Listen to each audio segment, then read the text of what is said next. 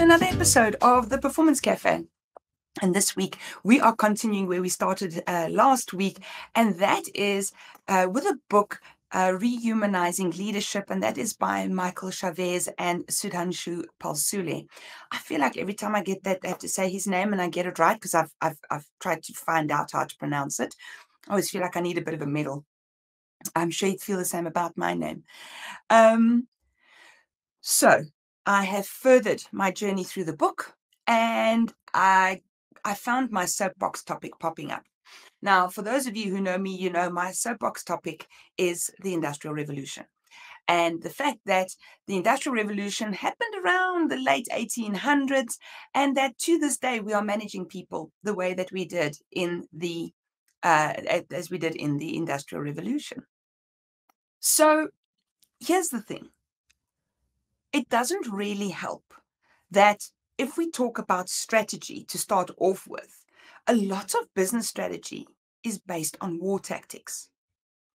So here we are in business trying to teach people collaboration, and actually we're telling them to fight against the environment. Now, any of you who have read Simon Sinek's book, The Infinite Game, will know exactly where I'm coming from. So that's the first part of what I have a concern about the Industrial Revolution and business that sees, that sees our environment as a war. But when we take a look specifically at the Industrial Revolution, we must understand a couple of things happened. Firstly, we had people who stayed within homesteads and within villages and who would walk across the street or to do their job, or who would simply go into the barn underneath their house to go and do their job. So they were surrounded by not other employees, but by their family and their friends and their neighbors. It was a much stronger sense of community at that point. And so there was a lot of social interaction and social support. And then when the Industrial Revolution happened, we took people out of their homes. We had them go to industrialized cities, so they had to start commuting as we know it now. They had to leave friends and family behind and go and work with people they didn't know. And if you're working in a factory, let's face it, you're not going to get to know the people very well because there's a lot of noise in there, right? So there we're breaking the social bond already. Next up, there was purpose and meaning in what people did when they walked across the street or went into their barn, because they were completing something. Let's take a look at, for example, your traditional carpentry role. Someone would create a beautiful piece of woodwork, the whole thing, not a chair, not one leg. They would create the entire dining room table, and with all its matching chairs and what have you not. So there was this sense of achievement, there was a sense of completion, there was the sense of creativity and of mastering an art and fulfilling that role. In Industrial Revolution, when you go into the factory, well, the machine is taking over a lot of that. Someone else gets to decide the pattern. They put stuff into the machines make it, and well, your role was more like quality assurance as a carpenter, or you'd make sure that things were just straight when they came out on the other end. Or as I always say, I could always imagine them putting this dot of glue every time, two pieces had to go in together, they'd be the ones that put the dot of glue, dot of glue, dot of glue, dot of glue. Also, these individuals were then craftspeople that were taken, that had removed the dignity and the pride of completing something. But on top of that, they did not learn much that was new. So maybe they got to interact a bit with the machine or got to learn to know a bit more about a machine, but definitely not the mastery of my father handed it down to his father, handed it down to me. So what we see is at that point, people in factories, workers in factories were just treated like another automaton. They were just another machine.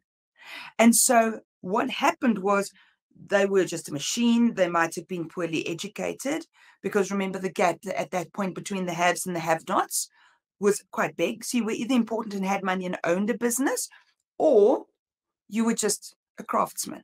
You were just someone that was helping to keep the business or keep the machines going.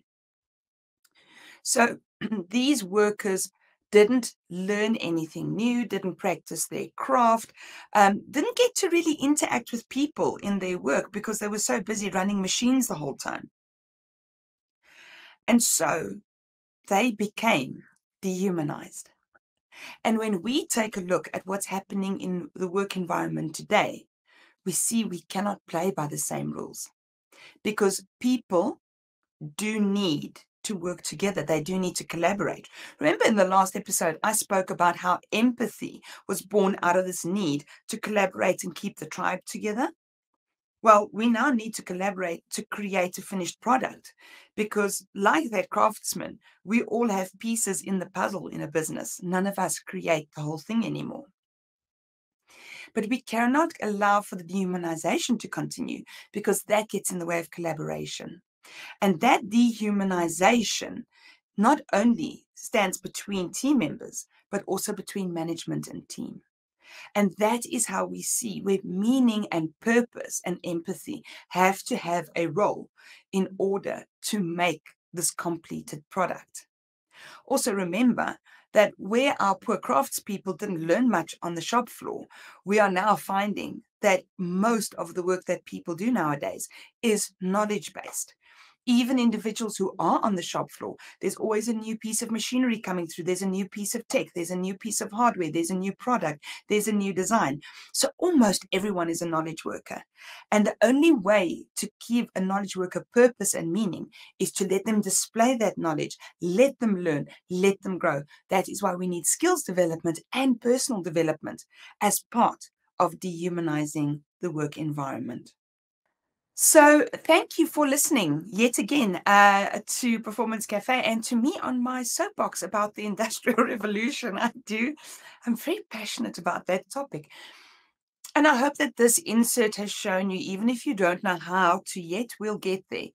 But I hope this insert has really showed you how important purpose and meaning is in getting people to collaborate and work together, and how the practices from the Industrial Revolution really just don't match up anymore to what we need to do. Because before we can actually make the change, it's very important for me that we understand the change that needs to be made. If you've enjoyed this insert, I hope that you will go and find the little button on the page that you will like, that you will subscribe, and also click the notification bell. We release two videos a week.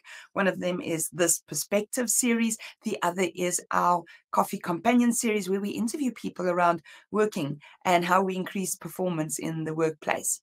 And if you've joined us from LinkedIn and Facebook, lovely to have you here again. As always, we hope to see you, and please like and comment and let us know what you think on those channels as well. But then, until Friday, when we continue with Coffee Companions, I bid you a fond farewell, and I hope you have a great day further.